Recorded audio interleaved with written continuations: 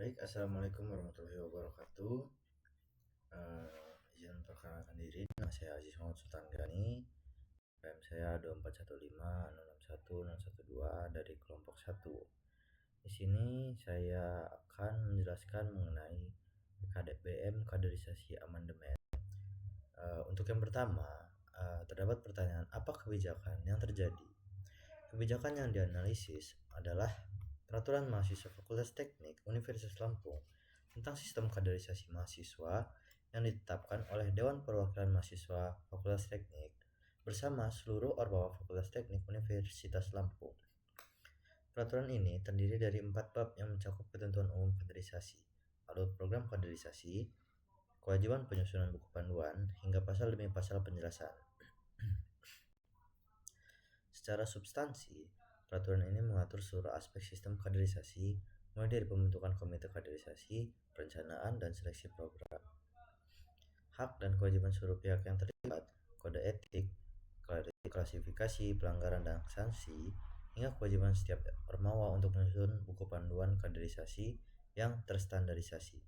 Peraturan ini juga mewajibkan seluruh alur kaderisasi di Fakultas Teknik mengacu pada pedoman resmi LKMM Pratd dan LKMMTD dari Kemendikbudristek. Yang kedua, apa dampaknya terhadap organisasi mahasiswa? Untuk dampak positif, yang pertama terdapat keberadaan peraturan ini memberikan standarisasi yang jelas bagi seluruh ormawa di Fakultas Teknik dalam menjalankan proses kaderisasi, sehingga kualitas kaderisasi antar himpunan menjadi lebih seragam dan dapat dipertanggungjawabkan. Yang kedua, kewajiban mengacu pada pedoman LKMM Pratd dan LKMMTD memastikan bahwa kaderisasi tidak hanya bersifat seremonial, melainkan memiliki tujuan pembelajaran yang terukur dan diakui secara nasional.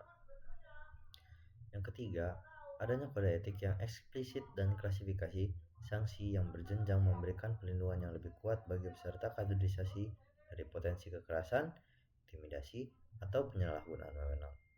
Dampak yang perlu dicermati, yang pertama, kewajiban menyusun buku panduan kaderisasi, matriks kesesuaian dengan pedoman LKMM, hingga laporan evaluasi menempatkan beban administratif yang cukup besar pada komite kaderisasi yang tidak selalu memiliki kapasitas EDM yang memadai dan memenuhi seluruh ketentuan tersebut.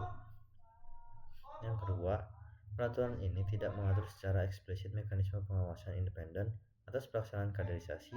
Pengawasan masih bertumpu pada komite kaderisasi dan pembina ormawa, tanpa ada pihak ketiga yang berperan sebagai pemantau eksternal. Jadi, apakah kebijakan tersebut efektif? Dari sisi cakupan, peraturan ini tergolong komprehensif. Hampir seluruh dimensi kaderisasi, dari perencanaan, pelaksanaan, hingga evaluasi, telah diatur dengan cukup rinci. Namun terdapat beberapa catatan terkait efektivitasnya. Efektif dari sisi perlindungan peserta. Terdapat pada pasal 4, secara tegas melarang kontak fisik yang mencederai dan merujuk langsung pada kode etik statuta Universitas Lampung. Yang kedua, kurang efektif dari sisi mekanisme penegakan. Peraturan mewajibkan panitia membuat laporan resmi atas pelanggaran kepada pembina ormawa, kajur, dan WD bidang kemahasiswaan, namun tidak ada ketentuan mengenai batas waktu pelaporan. Yang ketiga, ketentuan peralihan terlalu singkat. Pasal 9 hanya menyebutkan bahwa peraturan berlaku 1 minggu setelah pengesahan tanpa mengatur nasib program kaderisasi yang sedang berjalan sebelum peraturan ini ditetapkan. Yang keempat, terdapat pertanyaan, apakah kebijakan tersebut bertentangan dengan aturan yang lebih tinggi? Secara umum, peraturan ini dibangun di atas hierarki regulasi yang cukup solid. Konsideran mengingat merujuk pada SK Mendikbud nomor 155 tahun 1998, Statuta Unila 2009, Peraturan Rektor nomor 18 tahun 2021, dan Konstitusi KBM Unila 2020. Referensi terhadap aturan yang lebih tinggi juga muncul dalam batang tubuh peraturan, terutama di pasal 4 dan kode etik. Namun ada satu hal yang perlu dicermati. Pasal 4 ayat 2 huruf E merujuk pada Peraturan Rektor nomor 30 tahun 2017 tentang tata cara pemberian penghargaan dan sanksi kepada mahasiswa Universitas Lampung. Sementara dalam bagian kode etik yang dirujuk adalah Peraturan Rektor nomor 3 tahun 2017 tentang penghargaan dan sanksi mahasiswa. Kedua referensi ini mengacu pada hal yang sama namun dengan nomor yang berbeda. Salah satu kemungkinan keliru dan inkonsisten ini perlu diverifikasi dan diluruskan agar tidak menimbulkan kebingungan dalam penegakan sanksi. Yang kelima, terdapat rekomendasi pembaruan. Sebagai pihak yang mengevaluasi relevansi peraturan ini, terdapat rekomendasi yang dapat kita pertimbangkan. Yang pertama, ada verifikasi dan konsistensi referensi peraturan. Nomor pertor yang dirujuk di pasal 4 dan kode etik perlu dicocokkan dengan dokumen aslinya, kemudian diseragamkan di seluruh bagian peraturan.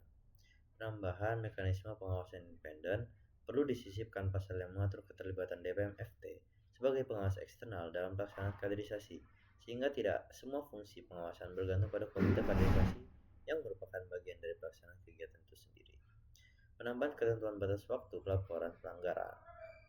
Pasal sanksi ini perlu dilengkapi dengan ketentuan batas waktu panitia wajib melaporkan pelanggaran, format laporan minimal yang harus dipenuhi, serta konsekuensi apabila kewajiban pelaporan tersebut diabaikan.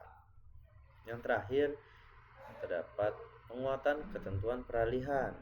Untuk pasal 9 perlu diperluas untuk mengatur secara eksplisit bagaimana program kaderisasi yang sedang berjalan diperlakukan setelah peraturan ini mulai berlaku, termasuk apakah perlu dilakukan penyesuaian atau dapat dilanjutkan hingga selesai.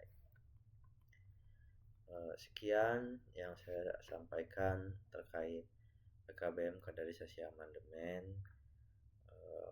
Jika ada salah kata saya mohon maaf. Assalamualaikum warahmatullahi wabarakatuh.